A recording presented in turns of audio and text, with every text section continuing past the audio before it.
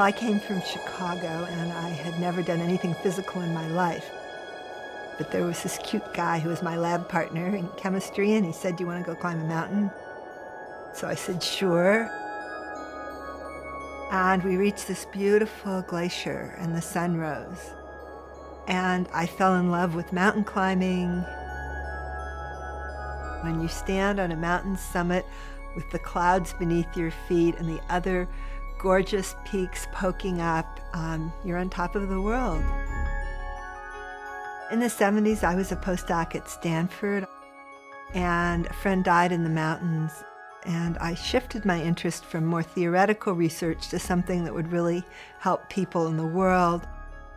We looked at fire retardants in children's sleepwear called Tris, found they caused cancer and changed DNA.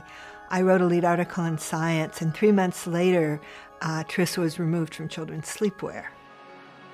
After this victory, Arlene began a pioneering career as a high mountain expedition leader. It lasted for 25 years.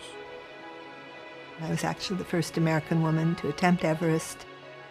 I ended up organizing an all-women's expedition to Annapurna in 1978, and we were the first Americans and the first women to climb Annapurna, which might be the most dangerous and most difficult of the world's highest mountains.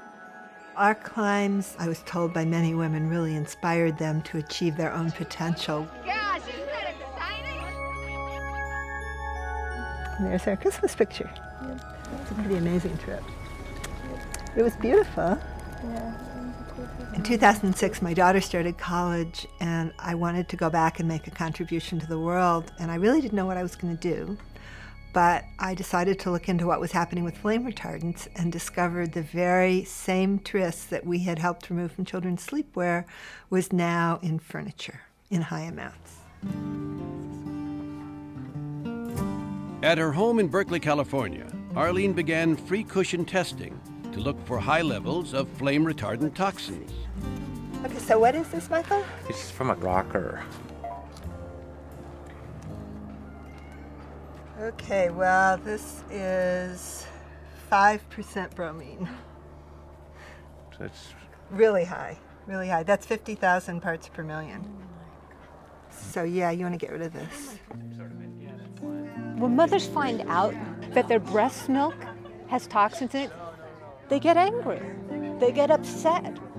And it's not fair to have the government, in this case, mandate toxins in our furniture. Right around the same time, my cat Midnight, who'd been like this 14-pound healthy big cat, became like a 6-pound skinny miserable cat. And my veterinarian said that he thought it was a chemical.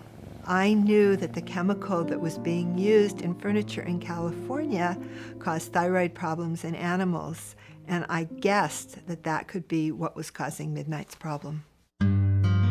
Midnight's illness and the return of a toxic flame retardant prompted Arlene to launch the Green Science Policy Institute.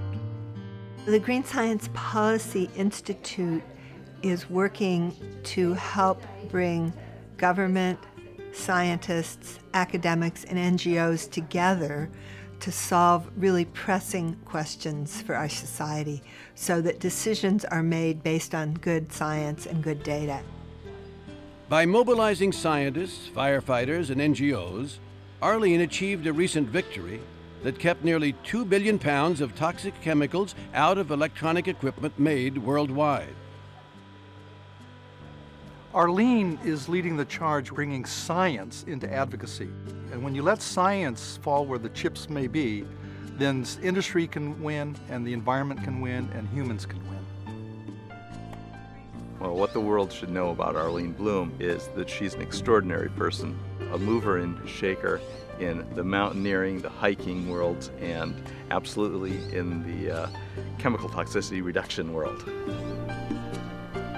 I love going on expeditions, working with a team of people together, using every bit of your mental ability, your physical strength to do something. And what I'm doing now feels like my life's most important expedition. And our goal, the summit of our mountain, is a healthier world for all of us.